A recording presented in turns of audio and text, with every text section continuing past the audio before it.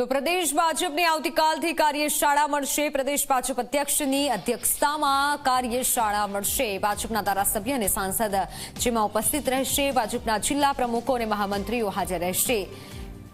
બીબીજી Ramji bill અંગે પણ કાર્યશાળા મળશે। લોકો સુધી બિલ લઈ જવા કાર્યકરોને માહિતી અપાશે। બિલમાં થયેલા સુધારા અંગે કાર્યકરો માહિતગાર કરશે। ઓનલાઈન પર સંવાદદાતા હિતલ જોડાઈ ચૂક્યા છે। જી હિતલ, તમામ ધારાસભ્યો પણ આવતીકાલે ઉપસ્થિત રહેવાના છે, કારણ કે જે સૌથી મોટી કાર્યશાળા મળવાની છે। શું વધુ જાણકારી, કયા કયા મુદ્દે ચર્ચા થશે, શું જાણકારી આપવામાં આવશે? જી ચોક્કસ એવું કહી શકાય કે ભાજપના પ્રદેશ પ્રમુખ જગદીશ વિશ્વકર્માના અધ્યક્ષસ્થાને આ કાર્યશાળાનું આવતીકાલે આયોજન કરવામાં આવ્યું છે।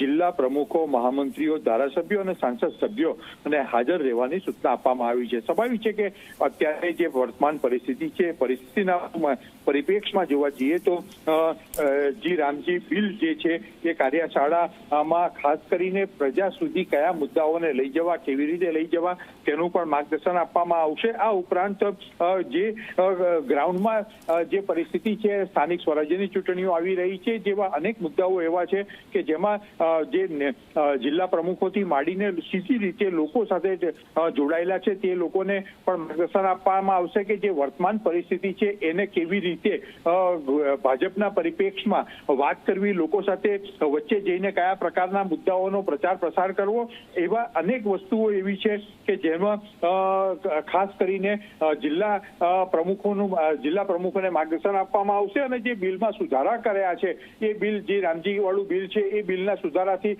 લોકોને શું ફાયદો થશે? કારણ કે ક્યાંક ને ક્યાંક જોવા જઈએ તો કોંગ્રેસ દ્વારા તેના વિરુદ્ધમાં એક યાત્રાથી માંડીને અનેક પ્રકારના પ્રચાર કરવામાં આવી રહ્યા હોવાનો દાવો ભાજપે કર્યો છે, ત્યારે તેની સામે કાઉન્ટર એટેક કેવી રીતે કરી શકાય એનું પણ માર્ગદર્શન આ કાર્યશાળામાં આપવામાં આવશે। જી બિલકુલ, આભાર માહિતી બદલ।